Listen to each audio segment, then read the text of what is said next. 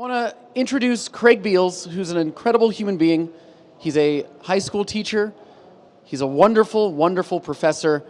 But instead of me talking about it, I'm going to show you a video to introduce him. So enjoy.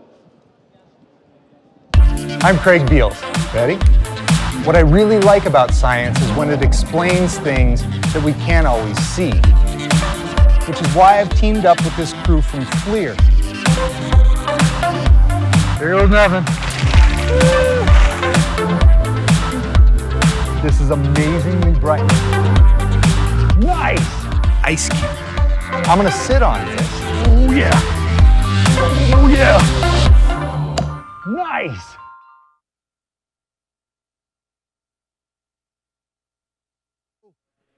You can't hear anything? Oh, good morning. That was actually really good. So I start every one of my class periods with good morning or good afternoon, and my students just roll their eyes. But if they don't say good morning or good afternoon back, we just keep saying it over and over. I won't patronize you because I feel like you guys did a great job. It's good to see some familiar faces again. Thanks for coming back to chemistry class. I'm Craig Beals. I teach high school chemistry in Montana.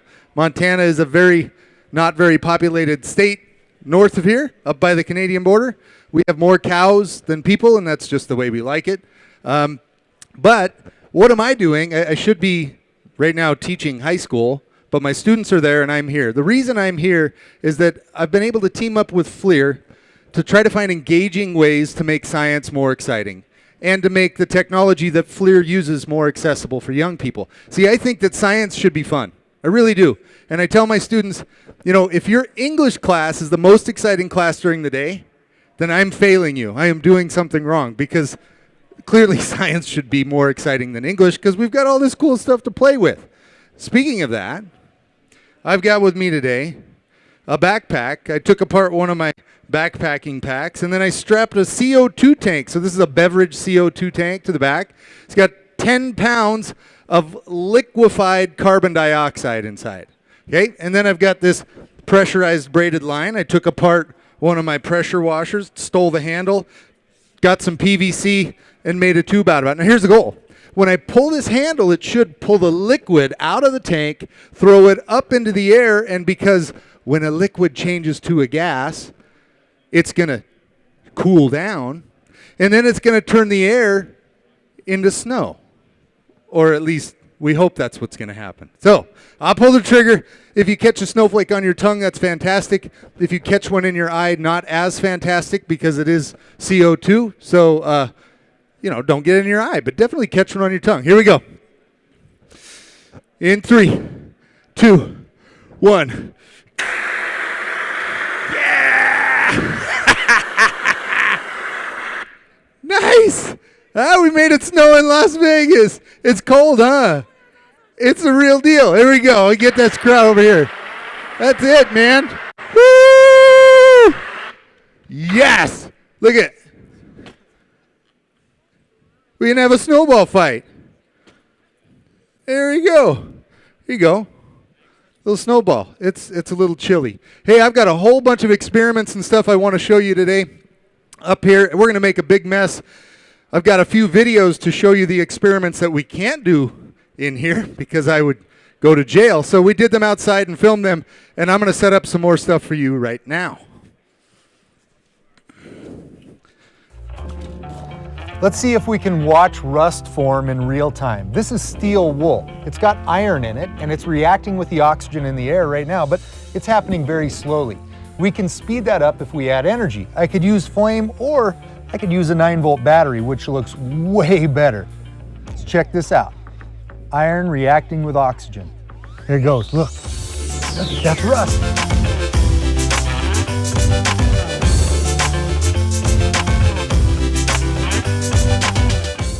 Look, you can see the heat here. So it is an exothermic reaction. We just needed to add a little energy to get the reaction started, and now we've made rust. And we could see it happen in real time. We can actually speed this reaction up even more. All we need is more oxygen or more airflow. And if we do that, I think we should do it at night because it could look pretty awesome. But now we just gotta wait for nighttime. Or maybe, nice, look at that. Movie magic. It's dark out. Perfect. So here's what we're going to do. We're going to take our iron and we're going to swing it around really fast so a whole bunch of oxygen can get inside here. And we're going to see what it looks like in infrared, because you know what? I've never seen what it looks like in infrared. And okay, we're rolling. Here we go.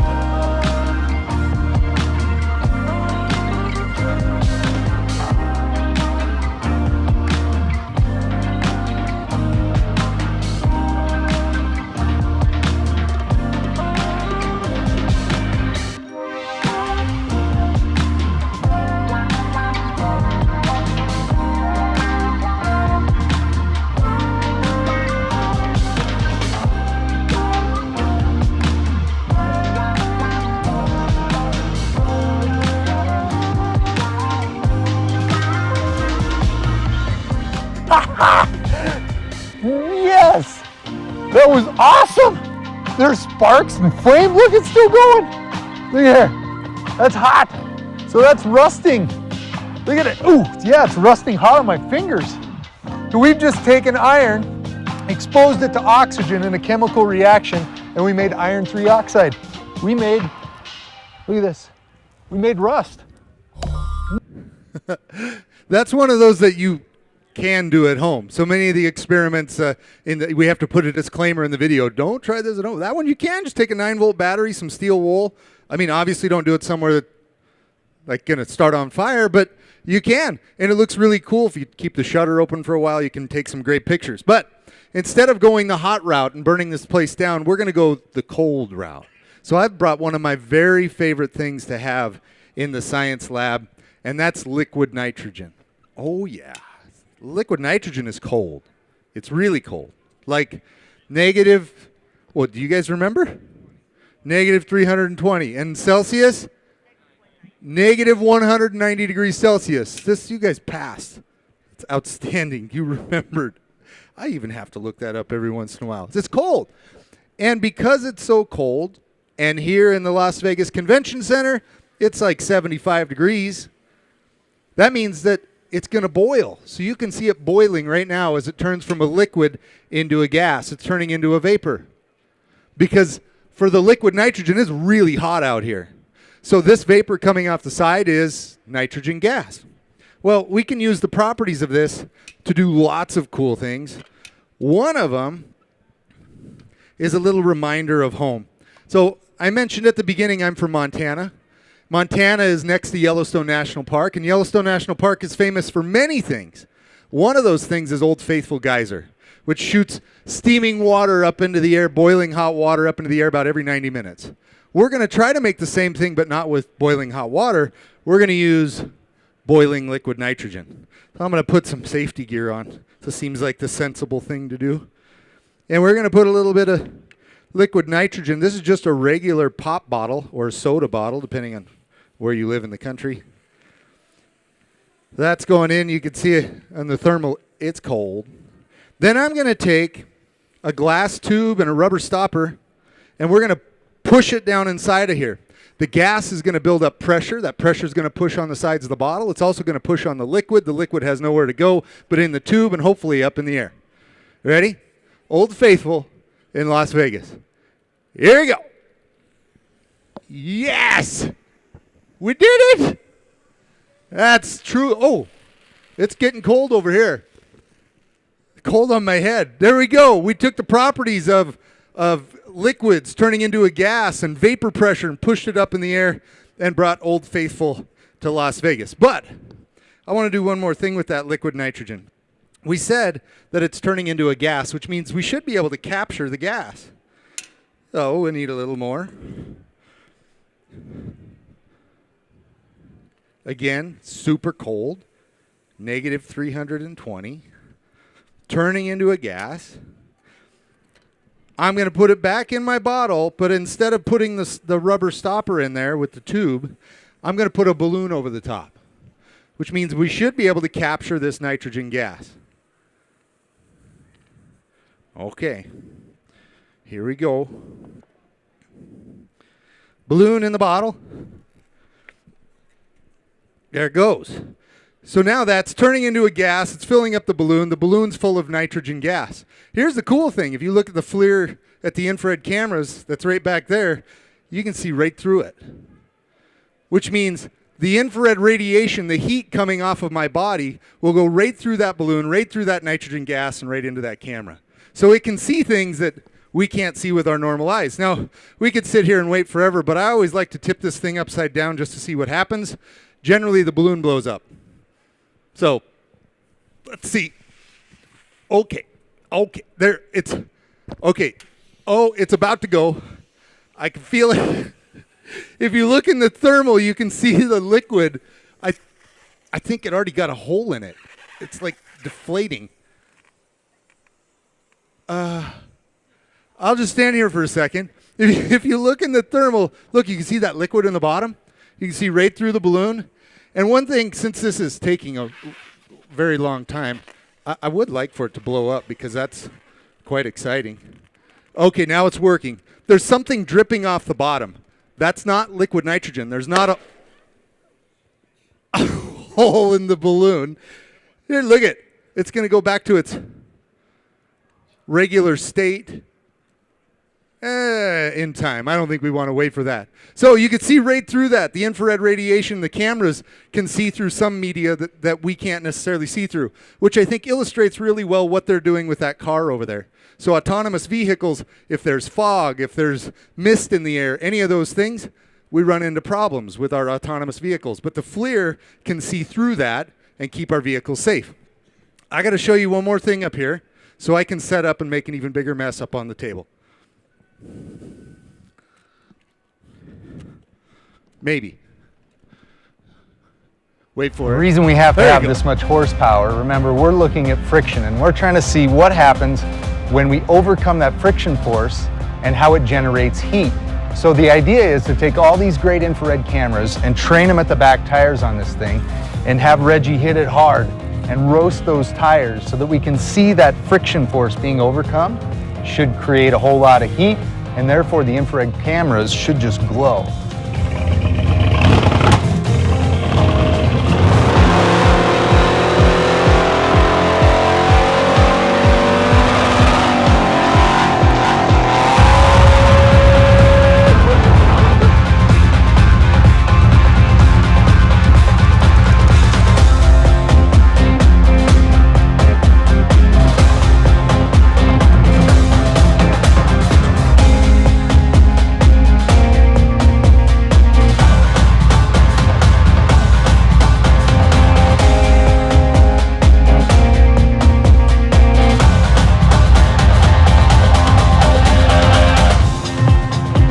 This is how you overcome friction.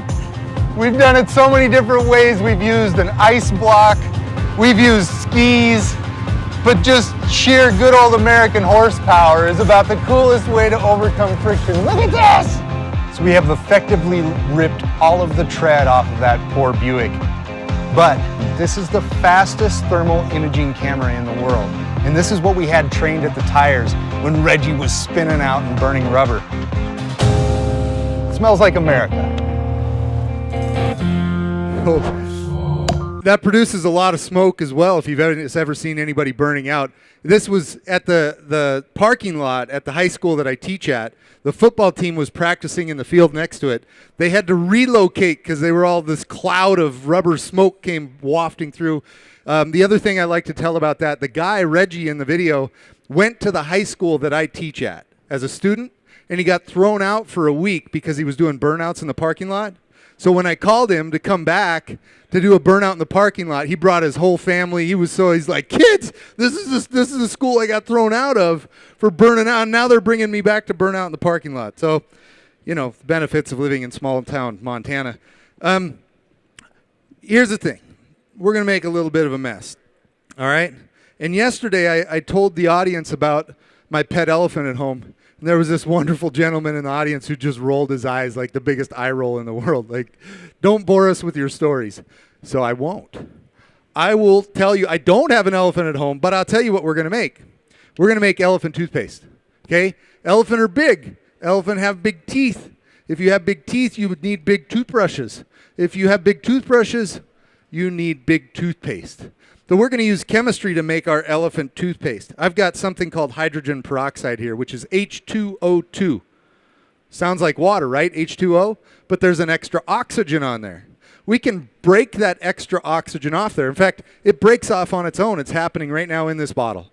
It's called a decomposition reaction. You might want to write that down because Jake Roper is going to ask some questions at the end of the show today, and you can win some stuff. And I haven't told any other group that it's a decomposition reaction. It's breaking apart, but that's boring, right? That's like science class in the old days. We're going to speed it up. And you remember from chemistry that if you add a catalyst to a reaction, you can get it to speed up or slow down. We want this one to speed up. So we've got potassium iodide. Potassium iodide is a salt. It's like sodium chloride, like table salt, but not edible. I'm just going to add a little bit of water to it because I want it to have more surface area. While we're letting that soak up, we're going to add our soap because if you're going to have toothpaste, you got to have something to clean the elephant's teeth. And we're going to put some in if a little's good. A lot is better. Thank you. That's kind of the mantra we live by. So there you go. We've got our soap in there. And it is a well-known fact that elephants love cinnamon. So I've got some cinnamon flavor here for the elephant. Yesterday it was hilarious. The same guy rolled his eyes when I said that. He was not impressed with my story. And it's also a well-known fact that elephants love mint. So we've got some cinnamon. We've got some mint. We're going to put those together. And then I'm going to dump all of these things into the graduated cylinder. I'm going to add a little bit of that ahead of time just to mix it up. Here we go. Enough of me talking. We're going to make elephant toothpaste. Ready? 3, 2, 1. Here it comes. Wait for it. It must be Friday at CES. It's a little slower than usual. I think we all are. Spend a week in Vegas. Here it comes. Look. There's our elephant toothpaste. Here's the cool thing. If you look at it in the thermal over there, it's giving off heat. This is an exothermic reaction. The people up front can see the steam coming off of this. That's because as the H2O2 turns into H2O and oxygen, as it breaks apart, it releases energy, and we're seeing that release of energy as we make our elephant toothpaste. Now, elephant toothpaste seems to have taken over the internet. People are doing it on a grand scale. And we tried it in the infrared cameras to see how much heat we could produce in a much faster reaction than we're doing up here. So check that out while I set up one more thing to show you.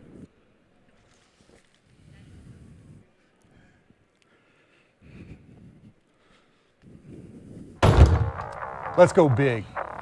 We got more hydrogen peroxide. We've got more catalyst. We've got more soap. Let's see what happens. One thing we kind of always joke about in the invisible labs is that if little's good, more is better. Not necessarily true, because sometimes things get out of hand and sometimes the ratios are not correct, and sometimes you just never know what's going to happen, which is why you should not try this at home, which is why we're trying it out here in a safe environment with trained professionals. And this hydrogen peroxide is nasty stuff. The last one was elephant toothpaste. This is for like all the elephants, because this is gonna make a whole lot of toothpaste, which isn't really toothpaste. Sometimes people get confused. Oh, using soap. No, it's just like for fun, or just saying toothpaste for fun. So we're gonna need a lot of soap. Why the soap? Otherwise, we would just have bubble, because the oxygen would float off into the air. But because we're adding soap, all that oxygen is gonna get trapped in the soap bubbles and make our soapy foam. So bear with me, this is gonna take a little bit. I think that's good enough. All we have left now is to swirl this up, get it mixed up pretty evenly, and dump in the catalyst. Right now, that hydrogen peroxide is turning into water and oxygen gas, but it's really slow. So we're gonna add the catalyst to speed it up. Here we go. I don't know what's gonna happen.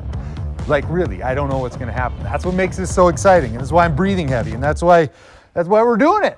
In 3, 2, 1, here we go. Okay, I'm getting out of here.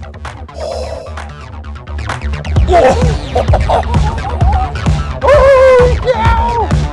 Look at that! Oh my goodness! That's fantastic! It's still going. Okay. And that's when you just say things got a little out of hand. Look at this stuff. You can see the heat coming off of that. It's fantastic. Ah, it smells good like dish soap. There we go. We just took a reaction and sped it up with a catalyst. And now we're releasing all that heat in this exothermic reaction. And we've made this huge pile of elephant toothpaste because you know what? That's what we do here in the Invisible Labs. We make a mess, we learn from it, we check it out in thermal, and we move on to the next thing.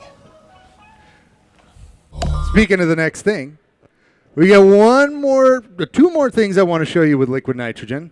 And then we're going to give away some t-shirts. We're going to give away some FLIR camera stuff. So stick with me here, chemistry class. You got just a little bit longer. If Jake, are you here? Jake Roper. Oh, yep, I'm coming. I hear you. Jake Roper, folks, from Vsauce 3's somewhere coming right from. Here. Hi. Hi, Jake. How Hello are you? again. Good to see you. Great to see you. So Jake's a fantastic human being, and he has been kind enough to come up here and participate in the lab today. And if you don't know who Jake is, just go to the internet and go to Vsauce 3 and check out his YouTube stuff. It's absolutely incredible. And Jake is willing to blow up that balloon with his breath, and let me tell you why. At the beginning, we took the nitrogen, right, the liquid nitrogen, it turned into a gas. We made the balloon get really big. Well, that's because it was heating up. So what if we did the same thing, but we cooled it down? Now the gas should go from a gas and condense. Is that all you got? And condense back into a liquid. Now think, he's filling this up with his breath. If we cool it down enough, his breath should turn into a liquid. And if it does, we're going to pour it in this cup, and we're going to let Jake Roper drink his own breath.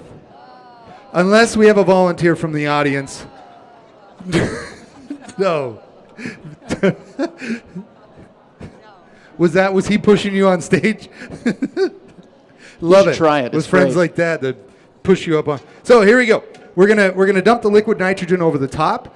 The balloon should get smaller and smaller as the gas, his breath, turns into a liquid.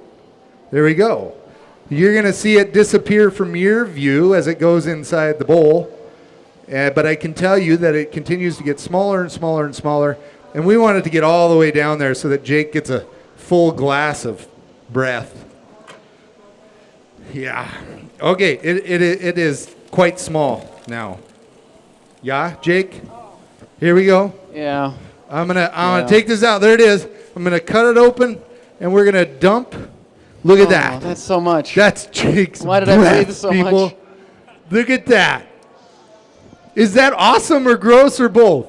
Yeah, Gross. both. Jake, It's gross. bottoms up, buddy. Thank you. So, are you sure no one wants you? No. Okay.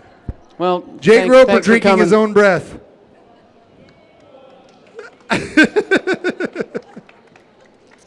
It never gets better. It only gets worse. Well, you have nobody to blame but yourself. So your breath that you breathe out obviously is mostly, do you know what gas? What do we breathe out? Carbon dioxide. So most of it's carbon dioxide, which the chunky stuff.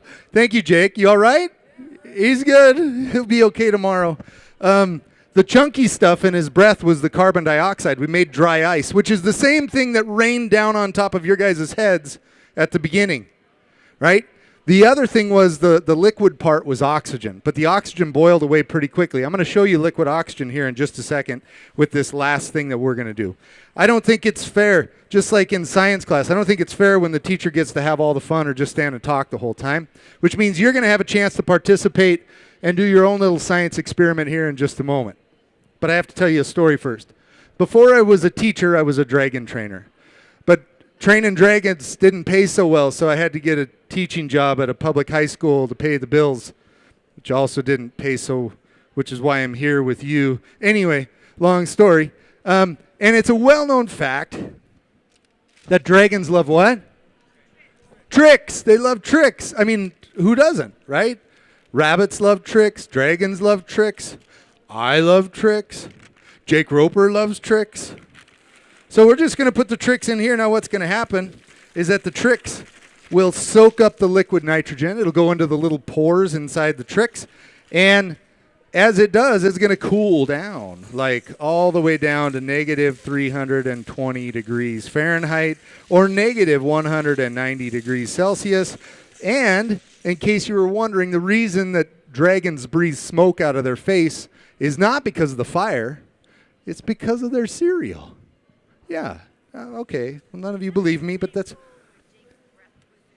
No, his breath was in the balloon. You won't be tasting his breath. But she asked, is that the same bowl that his breath was in? Well, the balloon was in the bowl. Yes. No, this is totally sanitary. Everything about this is food safe. Don't check my license. Here you go. I'm going to show you just how good the dragon cereal is. Yeah! That's fantastic. So it's turning from that vapor is hitting my hot tongue and it's turning into a gas and it's one more time. Dragon cereal is fantastic. There you go. And because it's Vegas, we did it. Thank you. I appreciate you guys coming to chemistry class today. I am going to fill up cups with dragon cereal so that you can try it, okay? There's 2 rules if you want to try the dragon cereal. Rule number 1, don't let it sit on your tongue for very long or you will have tricks stuck to your tongue.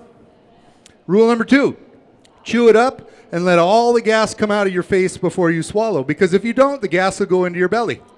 Gas in your belly has 2 places to go. This way or the other way. So you're not going to have any friends left at CES if you don't let the gas come out of your face. And after you're brave enough to try the dragon cereal, if you go over that way, they're going to give you one of these lovely Invisible Labs t-shirts for you to take home and wear with pride, or you use as a rag or whatever you need to. So those happy people over there. And we're going to bring Jake out while I fill up cups. He's going to give away some really, really good stuff. So thank you for sitting through Invisible Labs today. Woo! Big round for Craig Beals. Thank you, Jake. Wonderful person who makes me drink my own breath.